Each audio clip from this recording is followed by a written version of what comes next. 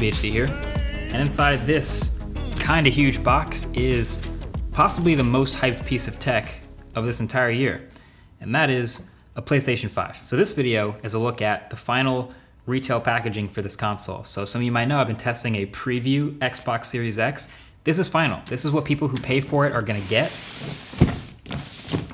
Now we get to take a closer look. So right off the bat on the front here, you see the console, you see the controller. Looks like this is the version with the optical drive, so good to know. And it does say 8K or 4K 120 or HDR, but there's more on the back. And we're basically getting now the whole console sideways, which I think I'm gonna end up having mine sideways, we'll see. It says 825 gigs up here, good to know. I think we might as well open it now. So let's see.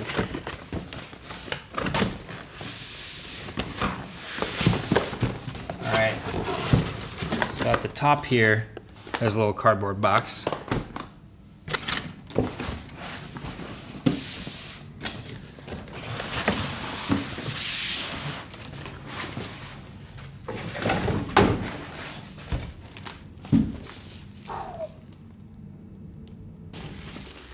Let's see it. This is the styrofoam. This is a big console.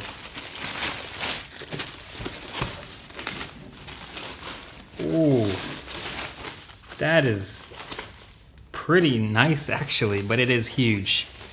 Dang.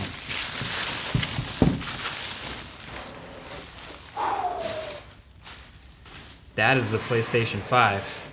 That is a tall, but also kind of nice console.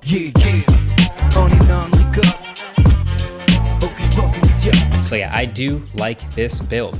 My original reaction to seeing the unveiling video was more strong. I think I called it like an alien spaceship in my first impressions, something like that. But seeing it in person, I do kind of like it now. But by the way, so in the cardboard box, just to finish off the unboxing, you've got the power cable to plug it straight into the wall, no brick. You've got one new DualSense wireless controller, which we'll get to.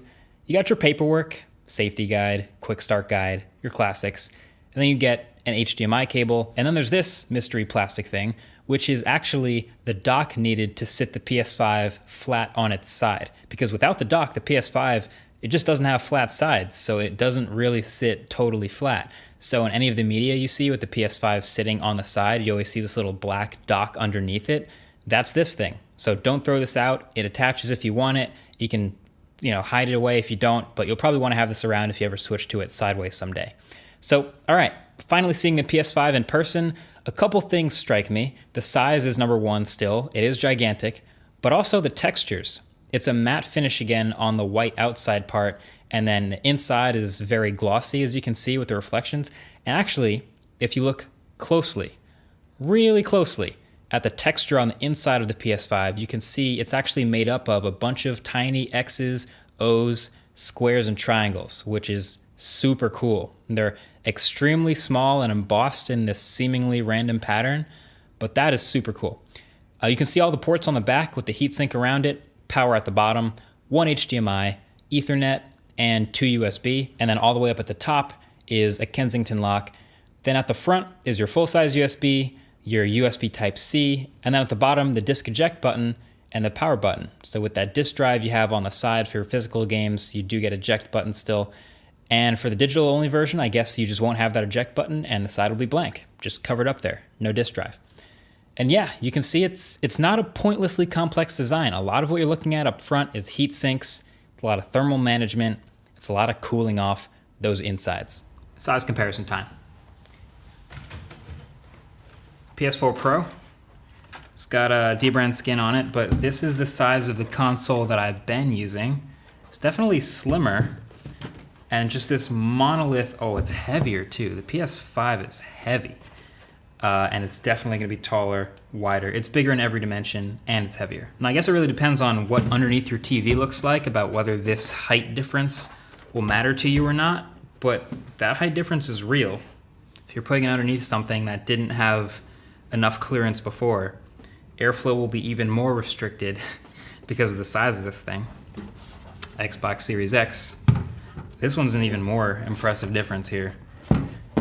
I mean, the PlayStation just kind of dwarfs it at this point. And I don't know if that's an efficiency thing. I don't know if you're putting it next to your TV, you might not care so much about that. But as far as just the footprint, the sheer footprint of the PS5, I think we're really seeing now how massive this thing is. Kind of looks like a fancy building, like a really cool architected. I don't know what building I'm thinking of, but it kind of looks like a building. But of course, there's more to the PS5 than just the console itself. There is also all the accessories. Let's get into those. So inside this box, you'll have a DualSense wireless controller if you get one separately.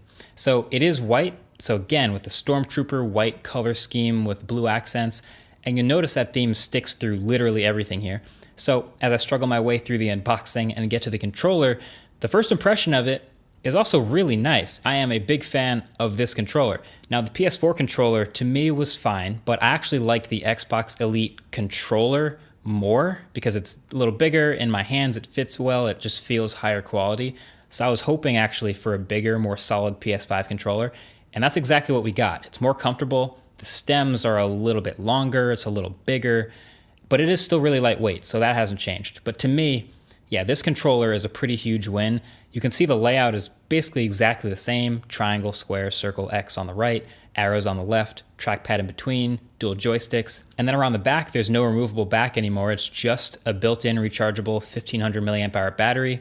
And the port to charge is thankfully USB Type-C. Now I'm excited to test this controller's haptic feedback and new improved triggers and the responsiveness and all that stuff. But as you could probably tell already, the embargo for today's video is just unboxing and hardware, so I can't show that yet. But yeah, for now, the triggers are a little more firm. But anyway, a couple other things you might notice. The microphone's still at the bottom here. There's still the speaker and the PlayStation button, but now there's no more LED light on the back of the controller. That was like a staple of that controller. Instead, the light is behind the trackpad now.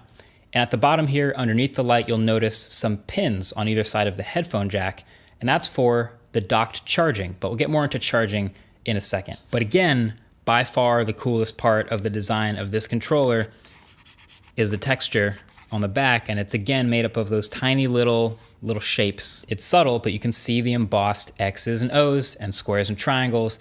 This is something you might honestly never notice if you were never really taking a super close look at the controller, but it is there and it's giving you grip. That is a nice touch. Sony also made a DualSense charging station to charge two controllers at once, which is very smart. I've never actually had any sort of dock for my controllers, so for me they always just kind of sit around next to the console, plugged in via USB to charge. But I think for two controllers, I'm probably going to want to get this thing. It comes with the dock itself and then a pretty long power cable and brick, which plugs into the bottom. The controller lines up the pins at the bottom with the pins on the charger, and it just pops right on. And it faces upright so you can see the charging LED color behind the trackpad to know if you're done charging or not. It's great. I kind of wish the dock was a little heavier though. Like it would feel higher quality if it was a more solid base and I could just slam the controller in there. But the rest is great. You're freeing up USB ports on the front of the console. And if you can spare another wall outlet for this charger, seems like a good buy. Also, the click-in is very satisfying. Oh, they should have done magnets though. That would have actually been kind of sick if they had MagSafe technology in the PS5 dock. You could just drop it in there and it would line up on its own. But I don't know, maybe next time. Okay, real quick, let's also take a look at the new headphones and the camera. So the new Pulse 3D wireless headset here is pretty distinct. This is a design that looks to be like super minimal. It's this white and black headset for the PlayStation that'll do 3D audio with certain games that support it. So they drop dual microphones in here for better audio quality and noise cancellation, and they promise a 12-hour battery life. Getting them out the box, the headphones themselves, they look crazy. They look pretty massive and very unique looking. So they look like someone was challenged with the design to make the ultimate, modern, minimal pair of headphones. And they came up with this. Now it does have USB-C charging, great. Has a 3.5mm headphone jack to plug straight into the controller, and a USB dongle to connect wirelessly to the console or pretty much anything else. But yeah, the headphones. The material here is almost entirely plastic again, which is fine, but they also have this unique dual band design where the bottom is this sliding rubber band for fit, sits on your head. The ear cushions are super thick and soft and comfortable, and the whole package is pretty lightweight, so that's nice. USB-C charging, microphone mute button. All the controls are at the bottom, including the sliding power and the LED indicator. It's all in the left ear cup. It's really sleek and pretty cool, but I don't know. I feel like I'm not gonna use these no matter how nice they make them, but maybe I'm wrong. Maybe, do you guys use the Sony PlayStation headphones, or do you use third-party headphones, or just use the speakers on your TV? I'm kind of curious what that ratio is like. Maybe let me know in the comment section below. These are cool, but I probably won't use them. Then last but not least, the HD camera. This will probably be the least purchased official first-party accessory, but let's be honest, for people streaming their games, this is probably gonna be the camera to buy that integrates with the whole system and of course matches the whole aesthetic. It's a 1080p camera. It's got a built-in white stand that lets you adjust the angle. So if you put it below the TV, you can point it up. And if you put it above the TV, you can point it down. But yeah, there you have it. Those are all the accessories. That is the PlayStation 5 console. Just a first look and unboxing of the hardware. Conveniently, thanks to the embargo, that is all I am allowed to show you in this video today. But you guys already know, as soon as I'm turning the camera off, I'm gonna go ahead and plug it in and fire it up and start playing some games. I mean, testing. I'm gonna be testing the PS5 over the next couple weeks, along with the systems that are all here. It's Techtober, there's a lot going on. Make sure you're subscribed to see the full review if you haven't already. And that's about it. Thanks for watching. Catch you guys in the next one. Peace.